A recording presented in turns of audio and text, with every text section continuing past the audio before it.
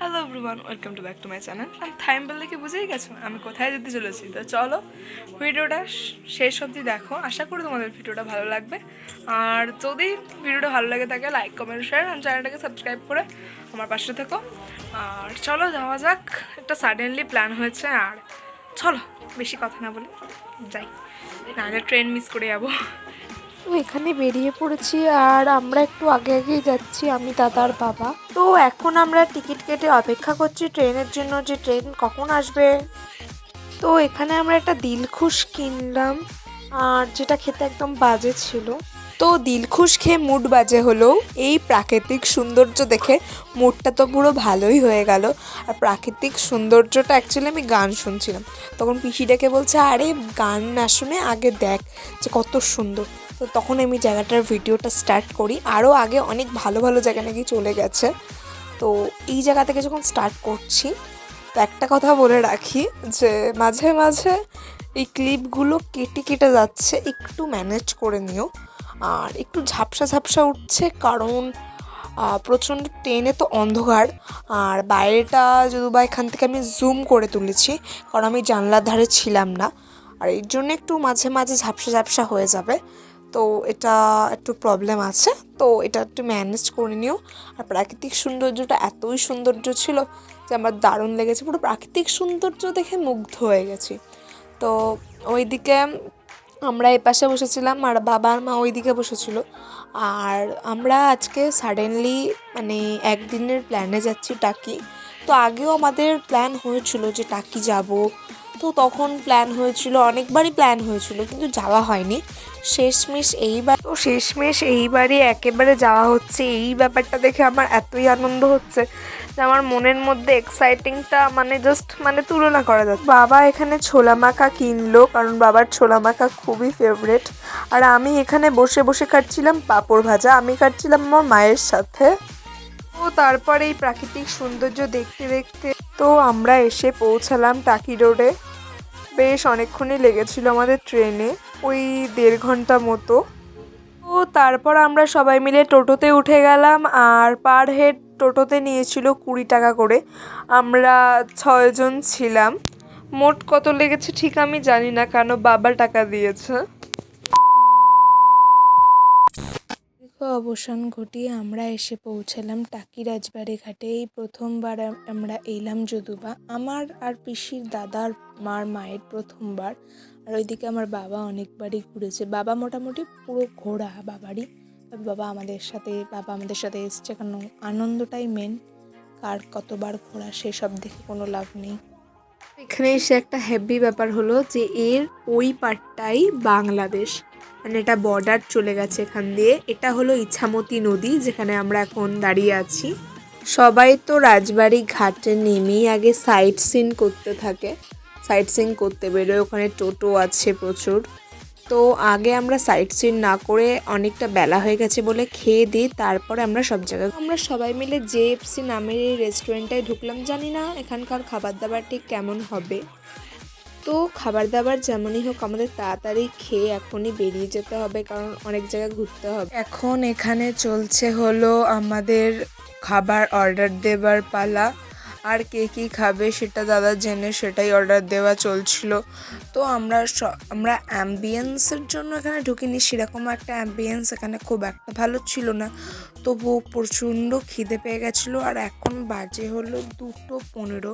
আমরা বাড়ি থেকে কিছুই খেয়ে বেরোয়নি, মোটামুটি ওই টুকটাক ট্রেনে যা খেয়েছি। তো এখানে আমরা সবাই মিলে বিরিয়ানি খেলাম।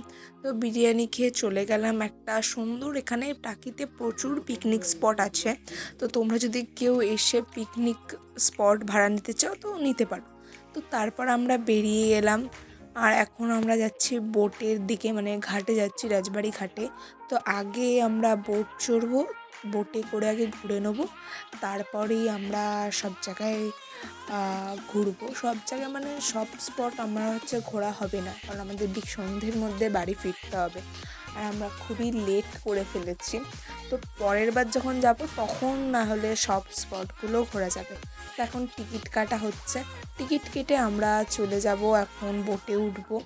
তো এই ফার্স্ট টাইম আমি বোটে উঠছি টাকি রাজবাড়ি ঘাট থেকে।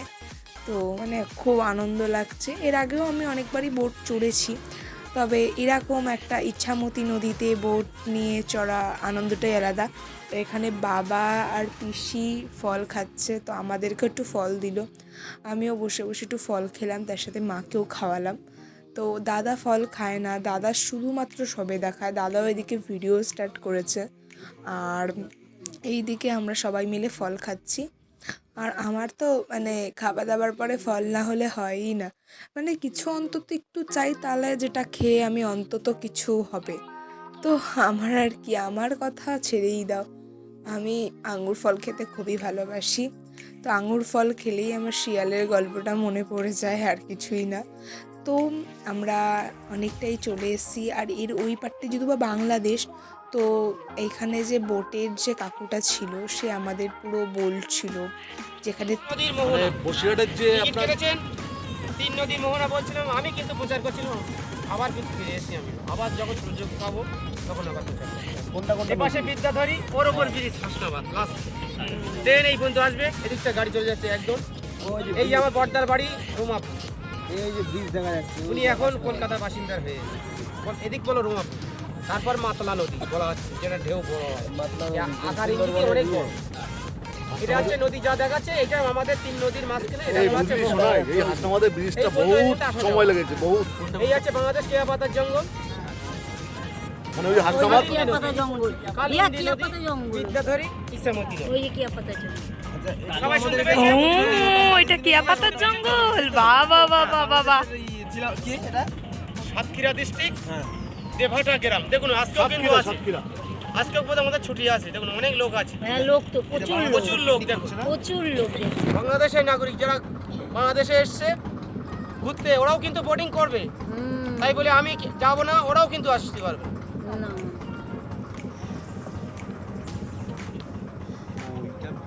এই যে ব্রিজ হাসনাবাদের over bridge, over bridge Bonbibi বনো বিবি ব্রিজ দিদি ভাই করে গিয়ে আচ্ছা আমাদের মুখ্যমন্ত্রী দিদি ভাই তিনি এটা উদ্বোধন করে গিয়ে ওটা অনেক সময় লেগেছে, অনেক সময় লেগেছে। হাসনাবাদ ব্রিজ হতে বহুত সময় লেগেছে বহুত।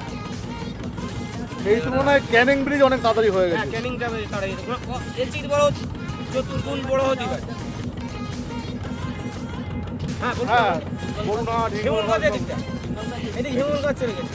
হ্যাঁ যদি জানা থাকে বলুন, আমি সব বলে দেবো। হিমুলগঞ্জ এদিকটি, তারপরে হিমুলগঞ্জের পরে বাংলা, বাংলার পরে কিন্তু ওদিক চলে গেছে দুলদুলি বা ভান্ডারখালি ওদিক।